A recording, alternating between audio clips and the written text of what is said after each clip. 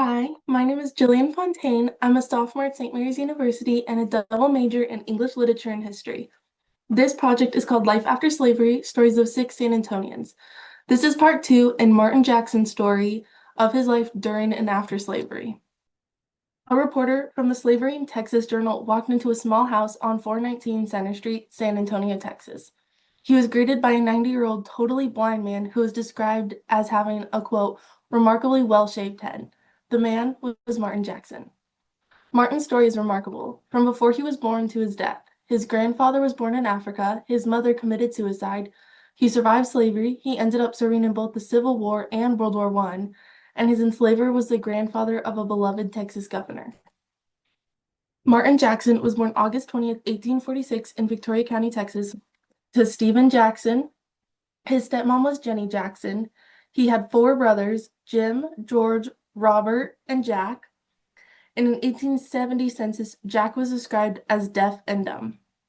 Martin also had three sisters, Julia, Sally, and Nancy. On the census, there was another household member named Harley Fowler. His occupation was described as at home, and Martin's enslaver was Alva Fitzpatrick. Let's focus on Martin's enslaver for a moment. Alva Fitzpatrick was born June 30th, 1801 in Greene County, Georgia, to William Fitzpatrick and Anne Phillips. Alva's father, William, served in the Revolutionary War in the 5th Pennsylvania Regiment.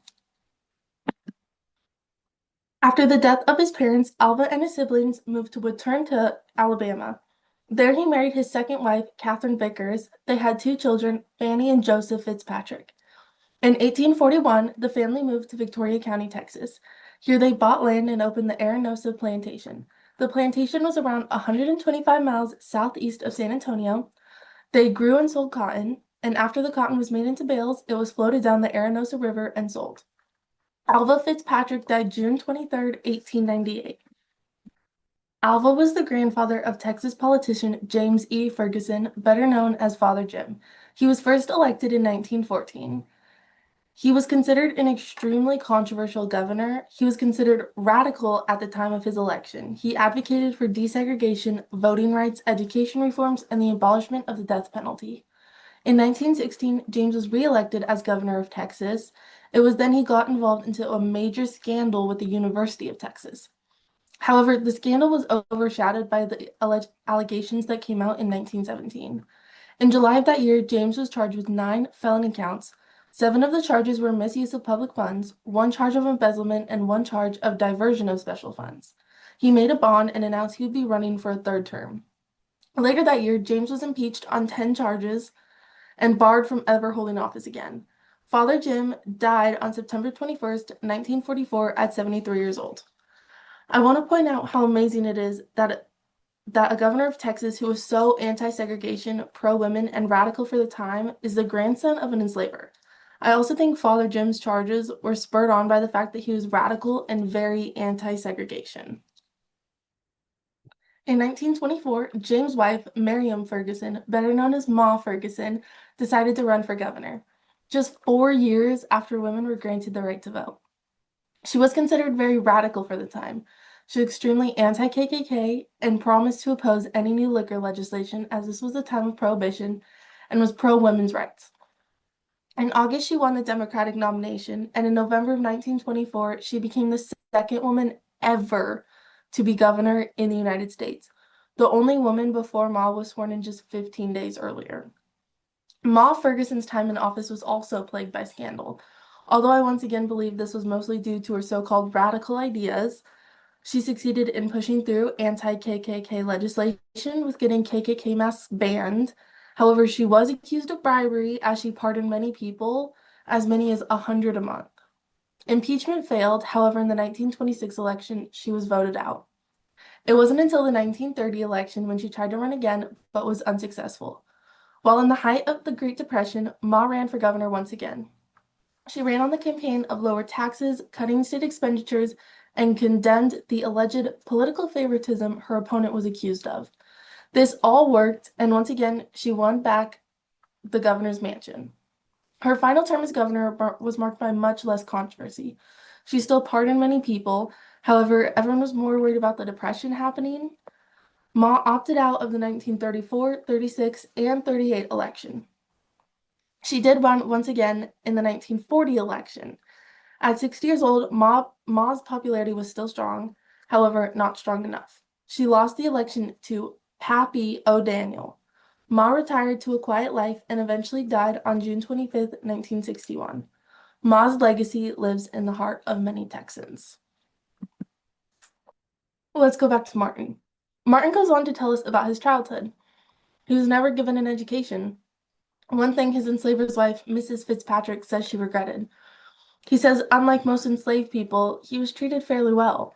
No, it wasn't perfect, but because he was treated well, he had no grudges or hard feelings towards his enslaver. When Martin was a young boy, his mother drowned herself. This raises the question of how truly well Martin and his mother were treated. Martin says he didn't remember his mother when she was alive and described her death as, quote, she drowned herself. I never knew the reason behind it, but it was said she started to lose her mind and preferred death to that, end quote. However, Martin dreamed of running away. He said, quote, even with my good treatment, I spent most of my time planning and thinking of running away. I could have done it easy, but my old father used to say, no use running from bad to worse, hunting better. His father would say, every man has to serve God under his own vine and fig tree. Martin says that the reason he didn't run away is because it would have been heavy on his conscience. Martin's father knew that and would say, quote, a clear conscience open bowels, and when you have a guilty soul, it ties you up, and death will not for long desert you, end quote. Martin stayed true to his word and never ran away. However, he did follow his enslaver, Alva, into the Civil War. He was a part of the 1st Texas Cavalry. His commander was Colonel Buchel, who, during the Battle of Marshall, was killed. Martin said he died in his arms. Martin describes the Battle of Marshall. He says he was about 3 miles from the front line, where he had pitched a first aid station. He heard a soldier calling him, carrying Colonel Bushel. Martin said, quote, I didn't do nothing for the colonel. He was too far gone. I just held him comfortable, and that was the position he was in when he stopped breathing. That was the worst hurt I got when anybody died. He was a friend of mine, end quote. Martin goes on to explain that he knew the North was going to win. He just hoped he and his company would live through it. As the war was coming to an end, the Texas Cavalry was being pushed back towards Louisiana by the North. After the war ended, the men from the cavalry began scattering. Martin described it as, quote, they was a sorry-looking bunch of lost sheep. They didn't know where to go, but most of them ended up pretty close to the towns they started from. They was like homing pigeons, with only the instinct to go home, yet most of them had no homes to go, end quote. Going back to Colonel Bushel. Colonel Augustus Karl Bushel was born August 8, 1930, in Gutzenblum, Hessen, Germany. At 14, he entered the Darmstadt Military Academy. At 18, he graduated and served as second lieutenant of volunteers in the 1st Infantry Regiment of the Hessen Darmstadt. He then went on to train in Paris at the L'École Militaire. After graduation, he served as a lieutenant in the Foreign Legions of France and in the Carlist War. In 1838, he was knighted by Queen Maria for his service in the Battle of Huesca. He went on to become an instructor for the Turkish army and was awarded the title of colonel. As a Christian, this was the highest rank he could be awarded. He resigned after he was offered the rank of general with the requirement he converted to Islam. The Bushel family had a reputation for a fondness of duels. In 1844, it is said Colonel Bushel killed a man in a duel and fled to Texas. In late 1845, he arrived in Carlshafen, now known as Indianola, Texas, which was a major port in the 19th century for German immigrants. During the Mexican War, he served as captain of the 1st Regiment of Texas Foot Rifles. After the war, he was appointed Collector of Customs at Port Lavaca by President Franklin Pierce. He kept this job until the Civil War broke out. He became Lieutenant Colonel of the 3rd Texas Infantry. Later, he became Colonel of the 1st Texas Infantry. He originally was stationed on the Texas coast, but was later transferred to Louisiana. It was here he died in Martin Jackson's arms on April 15, 1864. I also want to say that many Germans who came to the U.S. were anti-slavery. I get the impression from Martin and Colonel Bushel's relationship that they had a mutual respect and fondness for one another. Towards the end of the interview, Martin's daughter-in-law, Maggie Jackson, walks into his home singing a song. Quote, I sing because I'm happy, and I sing because I'm free. His eyes is on the sparrow, and I know he watches me. End quote. Martin goes on to describe the process of changing his last name after the Civil War ended, and he was granted freedom. Martin says initially he wanted to keep the last name Fitzpatrick. He had no hard feelings against his enslaver. However, the government was pushing him to decide on a name. He decided that since there were going to be so many formerly enslaved with the last name Fitzpatrick, he wanted a new name. He described the process of deciding on the last name Jackson. His father had told him stories of his free grandfather in Africa, JCO, and Martin decided to go with Jackson. The interview concluded with Martin getting his picture taken. As the interviewer was leaving, Martin lit a cigarette. He was then asked how long he had been smoking for. Martin replied, quote, I picked up the deadly habit over 75 years ago. According to a 1900 census record, Martin married Sarah. Together they had 8 children: Alexander, William, Benjamin, Obelia, Vada, Curtis, John, and Ruth. He is listed as a farmer. According to an 1880 non-population census record, Martin owned 20 acres of farmland with the land value estimated at $180. In his 1931 interview, Martin mentioned his enlistment in World War I. He had enlisted as a cook. However, after searching, I have not been able to find any records. Martin's son, Alexander, went on to marry a woman named Bernice Harris. They had at least one child, Barbara Elaine Jackson. According to her birth certificate, she was born June 17, 1915 in Galveston, Texas. Martin's son, William, was drafted in World War I. He married Maggie Jackson. On his draft registration, he is listed at 5'10" with black hair and black eyes. Benjamin Jackson was born April 17, 1885. On February 7, 1920, he applied for a passport to travel to Mexico. On February 27, 1920, he arrived in Mexico from the Laredo, Texas border crossing. It's amazing to see that 51 years after Martin dreamed of running to Mexico, one of his sons was able to accomplish that. Obelia Jackson was married December 23, 1908 to Herman C. Beatty. According to the birth certificate of Obelia's daughter, Shelton Louise Beatty, the couple had her on October 5, 1928. According to a 1910 census record, at just 21, Vada was a widow. She was listed as a cook with no children. Vada's death record listed her date of death as February 17, 1921. She died at just 32 years old. According to a 1940 census record, Curtis married a woman named Winona Jackson. Interestingly enough, Winona is listed as head of household on the census. They had one daughter, Teresa, who married a man named Chase. Curtis was listed as a plumber. They also had a man named Travis Taylor, who was named as a lodger in real Curtis.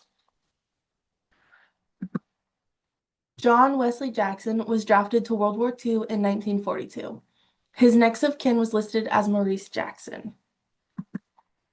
Martin's youngest child, Ruth Jackson, got married on December 4th, 1916 to William Birney. Martin Jackson took his final breath on January 15th, 1940. He died a free man, homeowner, Texan, veteran, father, grandfather, and great-grandfather. Although Martin spent the first 19 years of his life enslaved, he lived a marvelous life post-enslavement. He served in both the Civil War and World War I, something we can't say that they did. He was a father of 8 beautiful children, a grandfather, and a great-grandfather. His story is inspiring, one of bravery, courage, and strength, even in the face of death. Thank you so much for watching. This episode has been so much fun to research. Although Martin's story did come from his interview, I did the rest of the research on my own. This includes the research about William and Alva Fitzpatrick, James and Ma Ferguson, the 1st Texas Cavalry, Colonel Augustus Buchel, all the census data, and the research on Martin's children. This podcast means so much to me, and I'm incredibly proud of the research I've done. The citations will be in the description box below. I will also include my email address for anyone that wants to reach out and ask questions or add to the story. This episode has been one that has taken me a few months to research. There's a lot of information on Martin Jackson, the people whom he spoke about in his interview, and his family. I wanted to do a story justice and tell as much of it as I can. Some of my coolest moments were finding William Fitzpatrick's Revolutionary War records, researching Martin's time in the Civil War, and researching Ma Ferguson. I am from Montana, so I didn't know a lot about Texas history, and this podcast has given me so much insight. This episode in particular holds a special place in my heart because I feel like I really found my footing with research. I felt very challenged by this episode at times, but I'm very proud of the finished product.